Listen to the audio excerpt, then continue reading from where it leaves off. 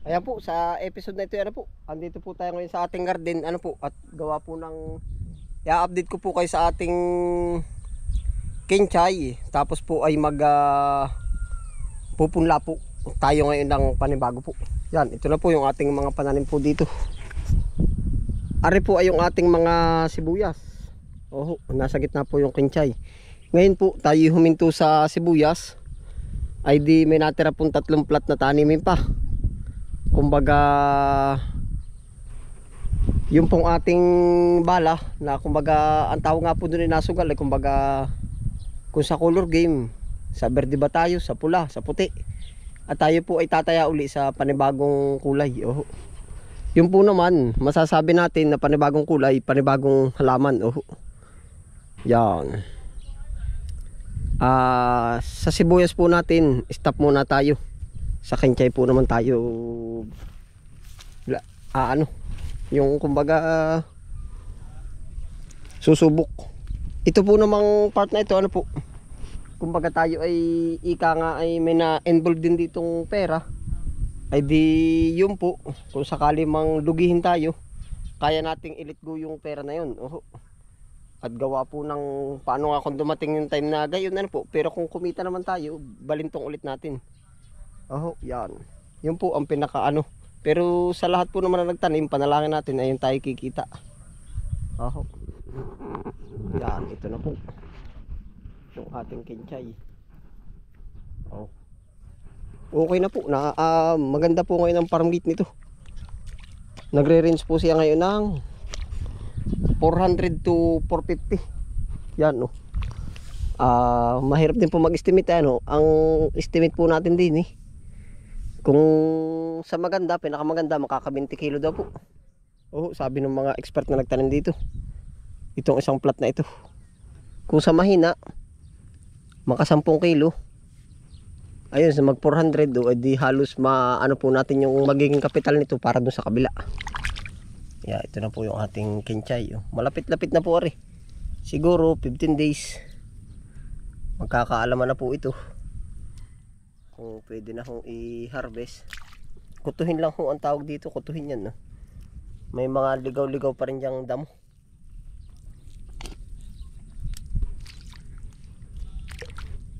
Yan na po yung ating kinchay.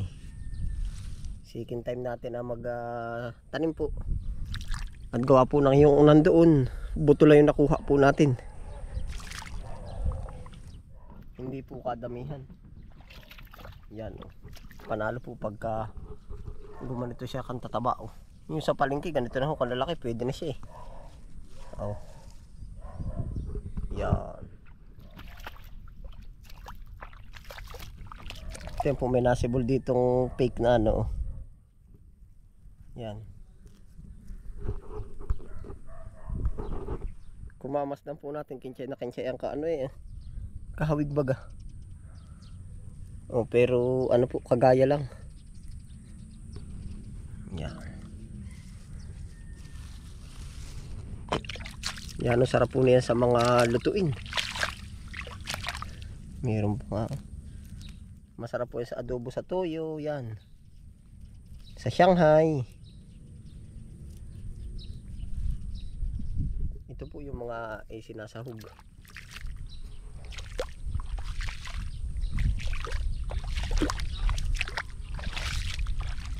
Yan.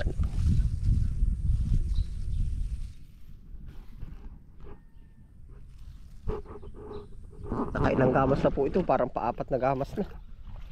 Pero yung pong ibang mga naghahabol na damo ay di naghahabol nga. Yan, ito po.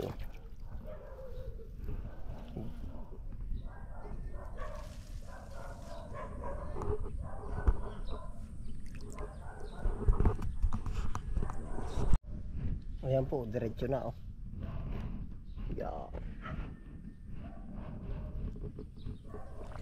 Subok laan po ng subok, iba't ibang uri po ng pananim. Medyo manipis po sa baybay din medyo manipis yung bandang gitnaan po. Maganda-ganda po yun, makapal-kapal lang konti.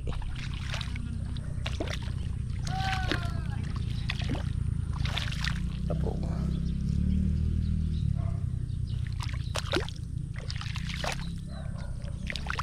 Tapos po pala yung ating mustasa po. Ating itanim na dito. Yan. Mustasa. Siningit-singit na po natin dyan sa gitna. Oh.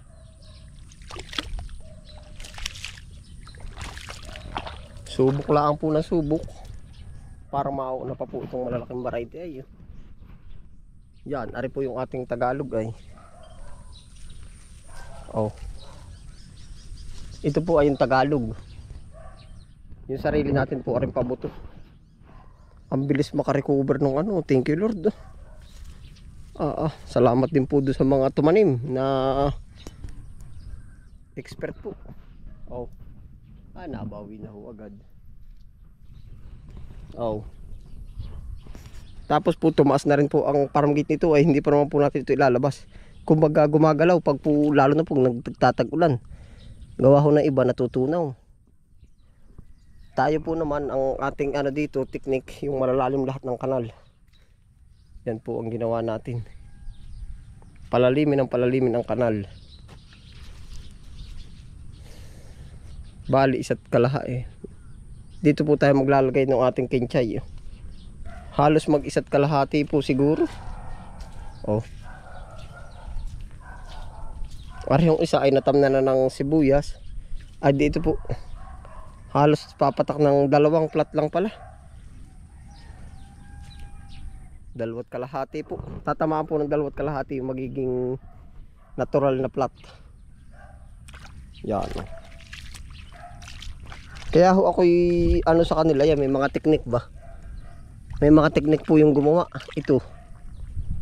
Yan, ito pala ay may mga parang kanal po ba paloob para hindi sumabog daw po ang pataba palabas.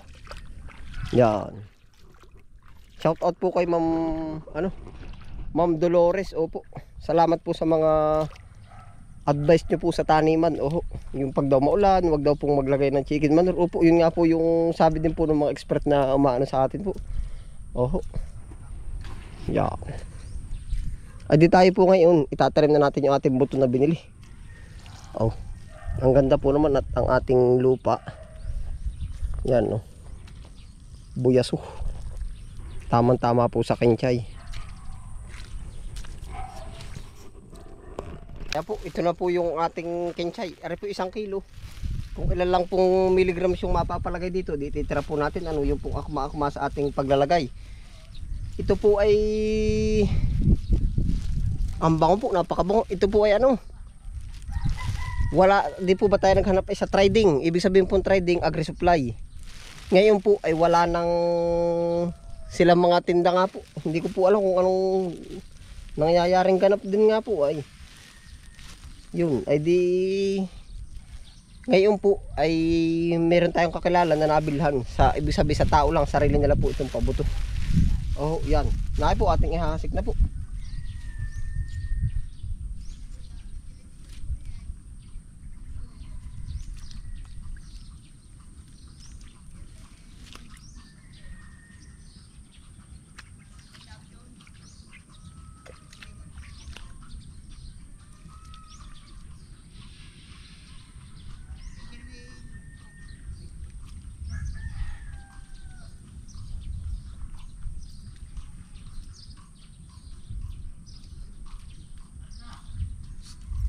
Aba, diyan ka pa tumawid.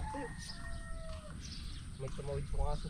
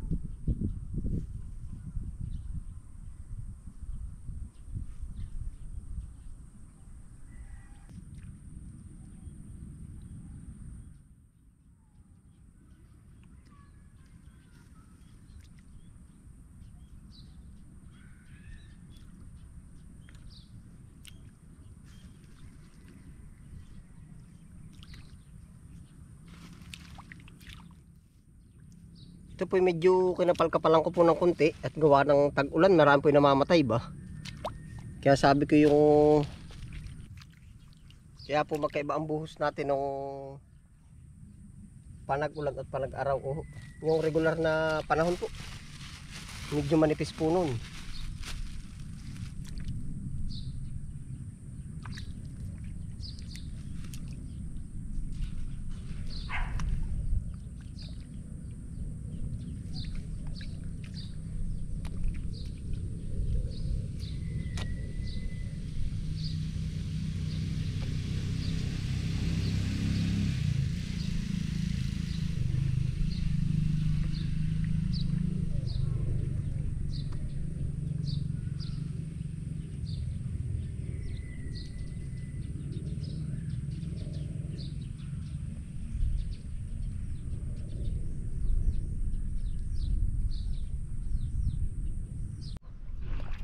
Ayun po, may punla na po tayo ng kenchay.